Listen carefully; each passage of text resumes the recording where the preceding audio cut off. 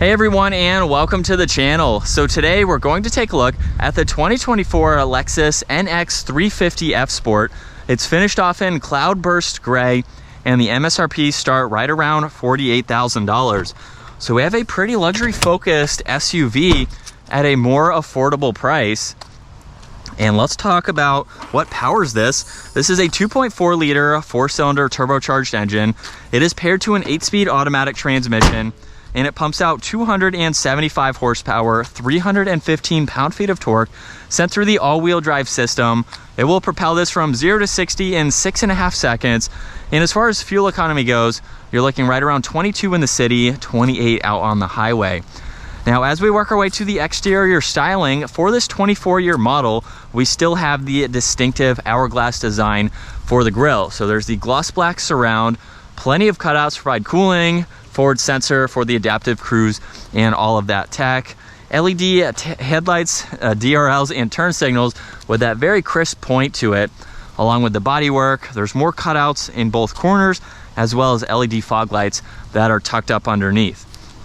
And then very nice lines that come down the hood on both sides, meeting this front section very nicely. So it's interesting to see. I've been in some other SUVs from Lexus where they have a completely different front end for the 24-year model. So maybe there will be a redesign for this NX coming at some point.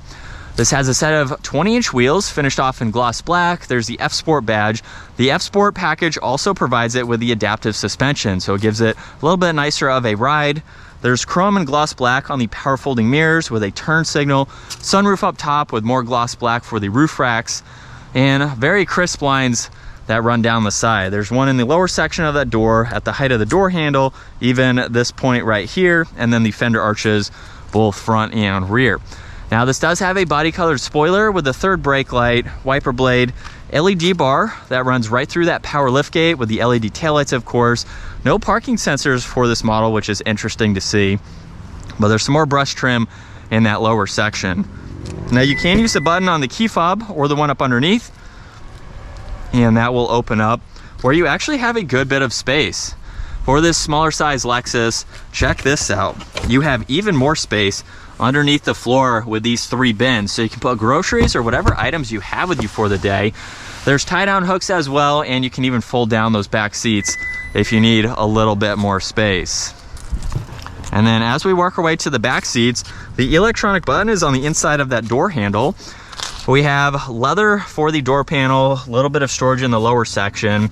There's the electronic release, and then you pull it twice for the manual release. Very nice trim accent behind one speaker.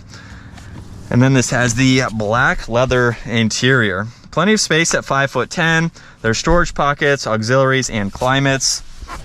Right in the middle, there's the armrest with 2 cup holders. And you even have that spare window there to provide a little bit more light. I have about 1 inch or 2 above my head as well. So it's pretty spacious for your backseat passengers. Now, the front door panel has all the window adjustments along with the side mirror controls and even more storage. Larger trim accent just above that. And then there's the F Sport badge, F Sport badge, F Sport badge in 3 areas, and these very nice automatic seats. So if we start it up, we have solid and perforated leather with some brushed aluminum accents. There's also the paddle shifters as well. And then for all of the controls here, you will notice them on the head-up display.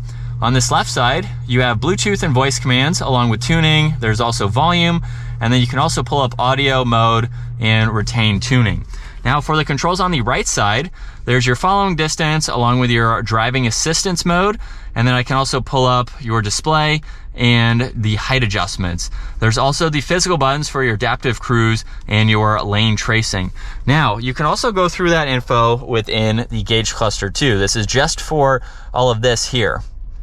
So you can pull that up as needed. The rest of the gauge cluster is fixed, so everything that you see will stay in those places. Now, on the left side, a little bit of storage. There's also the fuel cap release, liftgate release, odometer, and some dimmer switches. What's interesting to note is for this 24-year model, we still have the smaller screen. However, it is no different than some of the newer screens that Lexus has incorporated. All the information is the same, it is just a smaller screen. So I'm not sure if an update is coming for this model just to get that larger screen. Underneath that, there's adjustments for climate. You can also get into your frequently used, and you have some head-up information along with your driving assistance that you can go through. Fan speeds underneath that. We have the temperature dials on both sides, power and volume, as well as some defrosters. There's air vents, a little bit of space with some auxiliaries, even a wireless charging pad that you can push out of the way where you have some hidden storage. Now, this vehicle has a few different driving modes. Those will adjust on the gauge cluster there. You will also notice them pop up on the top of there. If we put this into reverse, there is the backup camera, and then drive and the manual setting. 2 cup holders on that right side. Then there's traction control, an off-road setting, auto hold, the engine start stop, downhill assist, and the electronic e-brake. Center armrest will open up 2 different ways where there's a good bit of space. There's also plenty in the glove box there. And then up top, this does have a sunglass holder as well as all the controls for that sunroof. And it's pretty easy to see, even with those pillars in the back. You have a good bit of visibility over both sides. And from second gear, here we go.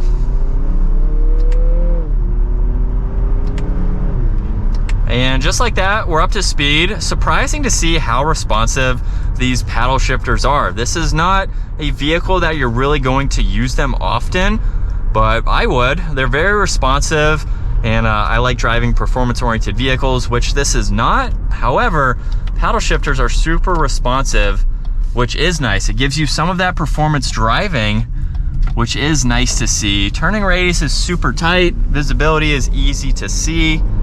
And then getting back up to speed, equally as nice.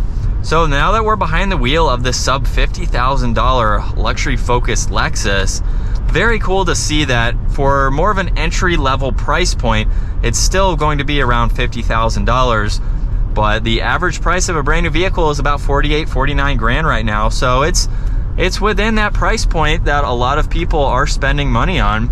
If you want a smaller vehicle, something like this, and you want to go with a luxury and reliable brand, this is a win-win for both of those categories. And for its price, I do like how comfortable it is.